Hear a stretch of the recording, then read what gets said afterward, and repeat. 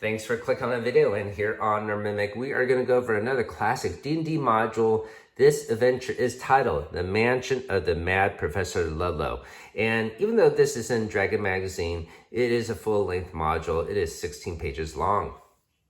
I'll give you an overview of the history of this module first, then I'll give you my review and impressions of this. Obviously, there will be heavy spoilers because later on, I'll do a deeper dive into this adventure. We'll take a look at the maps and some of the rooms within. I'm filming this in 4K and we'll flip through the entire thing so you can read along with me. The first thing of note is this Dragon issue number 42 was published in October of 1980. So yes, it is a Halloween issue, and Dragon Magazine annually had some silly articles and spooky articles to have fun for the spooky month of October. This adventure was authored by James Ward, who unfortunately passed away recently. During one of his estate sales, one of the auction items was a typeface version of this adventure that was produced by TSR, and it was meant to be put into the Coded Module series with an adventure booklet cover and adventure pamphlet within. However, it never went that way, and apparently they decided to use this adventure and place it into the Dragon magazine instead. Subsequently, in 2021, a third-party company took this adventure and gave it the full first edition treatment, and it looks like this. It has a full color illustration, has that classic bar to look like a coded official module, but it is not. This, once again, is a third-party reprint of this adventure. Something just to be aware of. That's enough of an overview of the history of this module. Now let's take a closer look, and I'll give you my review and impressions of this adventure. It is full 16 pages long, and yes, it will be tucked in the middle here. And maybe on a different video, we'll go over some of the other articles within this Halloween issue. Let me just flip through it very quickly, and then we'll do a deeper dive. You can see there's some original artwork here. You see a gun here, and you can see some of the maps associated with this adventure. Yeah, it is 16 pages long, so pretty lengthy. And we'll go over this entire thing. Okay, so let's go back to the beginning here. And I guess we should start off about the setting of this adventure.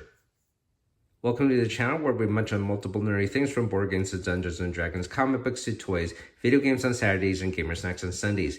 We also do monthly giveaways, and this is our giveaway for the spooky month of October. It's Zombicide Black Plague. I'll put a link down below how you can win a copy of this game, and if you're watching this from the future, I'm sorry you missed out, you can click our main channel page for our current giveaway. If you enjoyed the video you're about to watch, hopefully consider hitting that like and subscribe. It's free to you, and it helps us out on the channel. Thank you for watching. So essentially, your player characters are role-playing as Boy Scouts or Cub Scouts. And you get to even pick a merit badge to start off with to give you some skills at the beginning, as essentially you are starting at level 1. With this adventure setup, being lost in the woods, come across this mansion, you're deciding what to do, maybe find a phone in there or something of that nature, but you might be held back because you shouldn't trespass. But all of a sudden, you hear a cry of help, help. Being good young people that you are, you all rush for the big front doors, push them open, and run inside to help the person in trouble. So with this introduction, you could probably see why TSR didn't want to incorporate this into their main line of coded adventures. It is set in real day time. It doesn't have a fantasy setting. When I read this adventure as a kid, I thought it was great, silly fun. However, now that I'm older and more critical, I'm not even sure if I like this premise very much.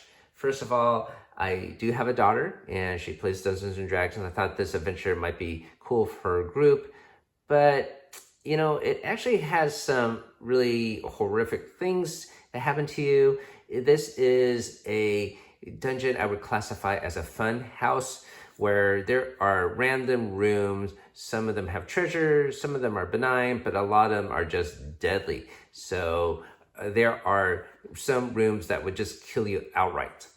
So yes, there are total party kill rooms in this adventure.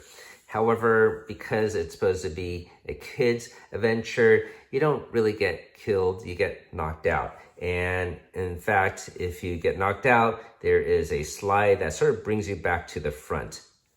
To mitigate all this damage your player characters will sustain, each camper begins with a very generous 50 hit points, an arm class of 10, and hits as a first level fighter. Another way the adventure mitigates some of that damage is there are multiple treasures within this adventure, namely rings of wishes. I think there are at least 3 of them within this module. So if something bad happens, you can sort of wish it away, I suppose. I would say about 75% of the rooms contain danger, the rest being benign, and very, very few of them are actually beneficial. Another way the adventure mitigates some of that damage is a lot of the monsters within here won't attack the player characters outright unless they are disturbed. For example, in this room here, if the player characters investigate this old crappy couch, the giant rats will spring out and do a jump scare and attack them. This adventure also contains multiple clever little traps. Each one typically has a singular solution for your player characters to figure out. However, if they get killed or knocked out, then they could try again and rinse and repeat and find the solution. I think these traps are the biggest appeal of this adventure for sure. However, the thing I don't like most about this adventure really is the setup, where you hear that cry for help, help. I went through this entire module and there's no damsel in distress necessarily, except for maybe this one female devil that's tied to a bed. Maybe she is the one that cried for help, help. But yeah, if you free her, she's going to try to attack you and eat you. I don't like this idea of having your player characters go through a maze of a mansion, trying to achieve a goal that's not even possible. Why have your player characters suffer 100 deaths when there is nothing to actually obtain or a person to rescue? I do understand that the cry for help, help is a trap within itself, but you really should have a set goal. Let's take a look at the map here, and you'll see what I mean, that you do want to have your characters have a goal.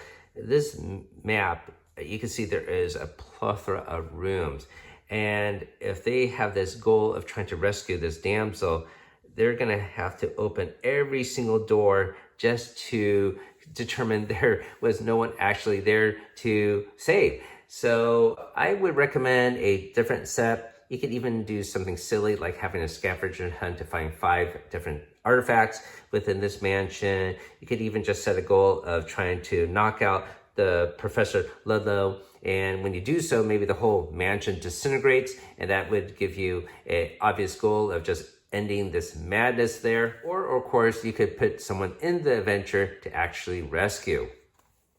A second minor gripe I have about this adventure is the map setup itself. You can see it's not your traditional mansion with set corridors or whatnot. It's a lot of rooms just jammed together. It's really, really dense. It reminds me almost like the Winchester Mystery House they have in Northern California. So maybe that is part of the inspiration for this mad house of a mansion. But it becomes a little hard to map out and describe all these rooms together. Anyways, each room has an event or encounter. I'm not going to go through each room, but we'll go over the more notable rooms. All right, so let's go back to the beginning here. The first several rooms have some jump scares. I already mentioned the couch where you disturb it, some giant rats will spring out. Here in this room, there is a pile of leaves and rattlesnakes will come out of that if you disturb that pile. And here there are some barrels of alcohol, and there is a crazed old man that will attack you with a butcher knife. The next room here has some medieval weapons. So you can see there are some maces, halberds, short swords. So this is how your party members can gear up and obtain some weapons to fight these creatures. There's also a bathroom here with some helpful items with some bottles of pills. Some of them will give you a speed twice as normal, and the other will give you some restoration of 10 hit points. I do appreciate the game design of this module where they sort of scare you at the beginning with some minor little counters, and subsequently you're going to run into rooms with helpful items. You got weapons here, you got healing items here, and in the next room you actually have some firearms you could utilize. So yeah, your character will find some rifles in this other adjacent room. The following room is a bedroom, and it does have a helpful item, but it also has our very first trap. So underneath the pillow in this bedroom, there is a red disc with a pin, and if you wear it, it will cause all the lights in the house to turn on when the player character moves throughout the house. Sort of like having a smart house activate all the lights around you. But if you lie on this bed, the canopy will fall on you and try to suffocate you. The next room has some helpful items as well. There are suits of armor in this room, along with swords. However, 2 of these suits of armor are animated and will attack your player characters if touched. The following room is a small kitchen and has a pretty cool jump scare. When you open up the freezer, a white pudding will rush out and attack you. Room Q is a very interesting encounter. There is a skeleton lying in the middle with its head off in the corner. It's the size of a small child, and on one of its rings is a very tempting gold ring. But if you try to take this ring or you attach the head back to the body, it'll come alive, animate, and attack you. However, this is our very first Ring of Wishes, and it contains 3 charges. Another helpful room at the beginning is this computer room with servers, and there is a station where you could type in questions and the computer will answer you truthfully. So I suppose your player characters can ask the computer if there's anyone here to rescue, and the computer will say no. But will the player characters know if it's the truth or not? I guess you could play a little mind game and ask, are you going to tell me the truth all the time? And you could have some wordplay with that. So that might lend to some silly DMing fun. This room, the player characters can find a pistol to utilize. And in this room, this could probably use some better editing. There is a huge jade green stone snake in this room. It comes alive and it will strike at a player character, but shoot a crossbow bolt basically. So does that mean there's a crossbow inside the mouth of this statue, or is it holding it like it has arms like a Yantani? I'm not entirely sure. And if you kill this creature, do you get the crossbow? It's not really clear in this passage. This next room, there is a spotlight shining down on a staff, and this staff will strike at people entering the room. To disable this trap, all you have to do is destroy that spotlight. And there are a number of rooms like this, and it's sort of like the commonality of it, where if you destroy this spotlight shining down on this dangerous object, the trap will be disabled. Let's turn the page. And over here, we have one of my favorite rooms. This is the Mirror Hall. And with every round, the natural illumination in the area seems to get brighter and brighter. And then after 20 rounds, all this concentrated light will shine at someone that is the darkest, maybe someone without a flashlight, and hit that person with 100 points of disintegration damage. So as you saw in the beginning, you only have 50 hit points. So yeah, you're gonna get toasted. After that laser attack, the trap will reset and do another 20-round cycle. Another notable room is room AA here, where there is a swimming pool filled with a dark liquid. And yeah, what is it? Is it something gonna kill me? But no, it's actually just full of grape juice. So with all the traps encountered so far, the module sort of disarms you with this silly little encounter. Another notable room is this lower treasure room. And yes, it's like a traditional D&D treasure room where there are multiple chests, each one having a poison needle trap on the lock. And yes, there are 4,000 gold pieces, there is a shield, there are some potions of giant strength. It's a little bit odd to see in this adventure. I think this is a holdover from the tournament plays that helped originate Funhouses, where if you collect gold, that was sort of used as a scoring mechanic. And maybe that's one way you could run this adventure as a tournament style game where you try to find the most loot and see how many gold pieces you get before you perish. Moving on to the second floor, you can see there's a picture here depicting a barbed devil, and it is chained up. So that is room number 3 here. And this creature will lie trying to get free. And if you free it, of course, it will attack you. And if it does kill one of the player characters, it will consume it, eating the player character, and then move on to try to attack the next one. This encounter is probably the most horrific in the entire module. So if you're playing with kids, you may want to alter this, because the way it's set up is this devil will kill someone and then eat that person even in front of the other player characters. And if they try to attack him, he will just spend his time trying to consume the body of the person he just killed. Then after he consumes that body, he will move on and attack the other players. Let's see what's on the next page here. This room has a magnet trap where anything with metal is drawn straight up. To disable this trap, there is a plate of glass on the floor with a light bulb, and to destroy that light bulb, the trap is disabled. Another notable room is this one here, where there is a shooting gallery, and there are multiple rifles that your player characters probably want to obtain. However, if they enter that area, there will be a lion that sneaks out and attacks them. Another notable room is this one here, and there are multiple cushions, and there is a winged woman asleep on one of the cushions here.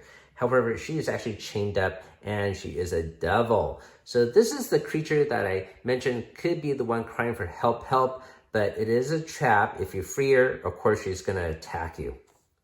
The following room is one of the few beneficial rooms on the second floor where there is a light that will feel very hot, but actually will heal you up completely. The following room here I find a little bit odd and out of place. It has a hill giant, and instead of having gold pieces, he has a wallet with $100 bills. There also is a laser pistol in this room. It's just a little bit out of sync with the rest of the adventure, I think. The drawing here is depicting this encounter down here where there is a floating pistol with a spotlight on it. And yes, this pistol will shoot at the player characters. How do you disable it? Yes, you destroy the spotlight. Let's move on to the next page. Here's an interesting room where there is a movie projector and multiple chairs set out. And they can watch a film titled Putting Together and Caring for a Laser Rifle by Professor Ludlow. If they do watch this movie, there will be holes in the ceiling, and there are actually 3 ropers there that will attack the player characters. However, this information might be helpful because in the following room, there are multiple electronic gadgets, and if they watch this film, they have enough components to create an actual laser rifle.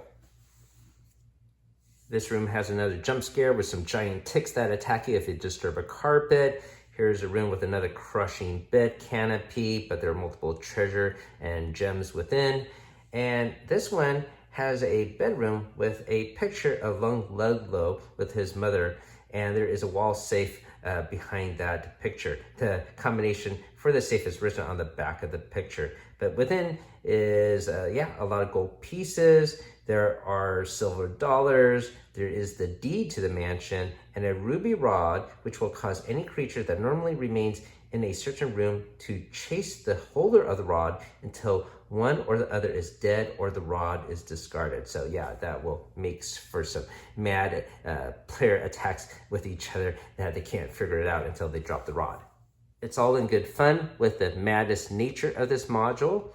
Before I flip the page, you could take a look at the map once more, which has a very bizarre architecture. By the way, there are multiple paths through the mansion. You are not gated and have to follow a certain trail. Let's turn the page here. Here is a room with a pit of dry ice. This room has a trap involving a chest with 3 glowing cylinders, and if you open one of them up, a pellet of uranium will fall out and do a total party kill with radiation damage. This room here has some black candles and a coffin, and if you light up all the candles, the coffin will open up and a light will come out. This drawing here depicts some ghosts, but these are actually not real ghosts. It's a hologram projection. However, there is also a laser beam that will shoot at the characters there. So that might cause some players some confusion. How are they getting damage? The second floor ends with the upper treasure room. Within this room, there are 3 potions of extra healing, as well as a wand of magic missiles, boots of levitation, a +3 mace, and various associated gold pieces and jewelry. Moving on to the third floor here.